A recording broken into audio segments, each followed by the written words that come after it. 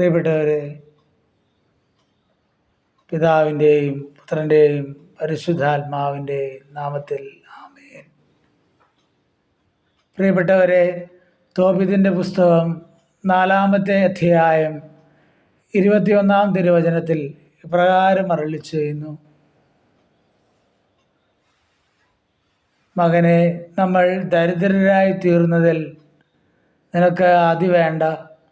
നിനക്ക് ദൈവത്തോട് ഭക്തി ഉണ്ടായിരിക്കുകയും നീ പാപത്തിൽ നിന്ന് ഒഴിഞ്ഞു നിൽക്കുകയും അവിടത്തേക്ക് പ്രീതികരമായത് അനുഷ്ഠിക്കുകയും ചെയ്താൽ നിനക്ക് വലിയ സമ്പത്ത് കൈവരും എന്ന്.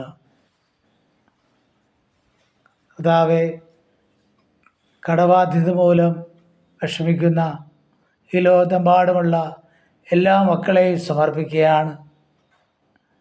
ഈശോയെ, പ്രത്യേകമാവിധം എല്ലാവരെയും അങ്ങ് അഭിഷേകം ചെയ്യണമേ.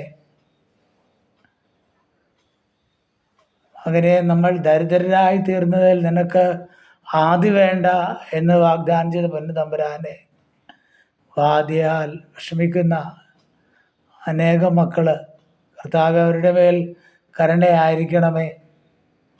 ഫിലിപ്പിയർ 4:19 പ്രകാരം അരുളി ചെയ്തല്ലോ: എൻ്റെ ദൈവം തൻ്റെ മഹത്വത്തിൻ്റെ സമ്പന്നതയിൽ നിന്ന് യേശു ക്രിസ്തു വഴി നിങ്ങൾക്ക് ആവശ്യമുള്ളതെല്ലാം നൽകുമെന്ന്. എൻ്റെ ദൈവം തൻ്റെ മഹത്വത്തിൻ്റെ സമ്പന്നതയിൽ നിന്ന് യേശു ക്രിസ്തു വഴി നിങ്ങൾക്ക് ആവശ്യമുള്ളതെല്ലാം നൽകുമെന്ന്. കർത്താവേ, ഞങ്ങളുടെ എല്ലാ സാമ്പത്തിക മേഖലയുടെ മേലും കരുണയായിരിക്കണമേ. കൃപ വർഷിക്കണമേ. കർത്താവേ, കടബാധ്യത മൂലം വിഷമിക്കുന്ന എല്ലാ മക്കളുടെ മേലും കർത്താവേ കൃപ ചൊരിയണമേ. അങ്ങയുടെ ആത്മാവിനാൽ അഭിഷേകം ചെയ്യണമേ. പരിശുദ്ധി അമ്മേ, ദൈവമാതാവേ, സകല വിശുദ്ധരെ പ്രത്യേകം പ്രാർത്ഥിക്കണമേ. കൃപയ്ക്ക് മേൽ കൃപ കൊണ്ട് നിറയാൻ പ്രാർത്ഥിക്കണമേ. നിത്യം പിതാവും പുത്രനും പരിശുദ്ധാത്മാവായ സർവേശ്വര എന്നേക്കും ആമേൻ.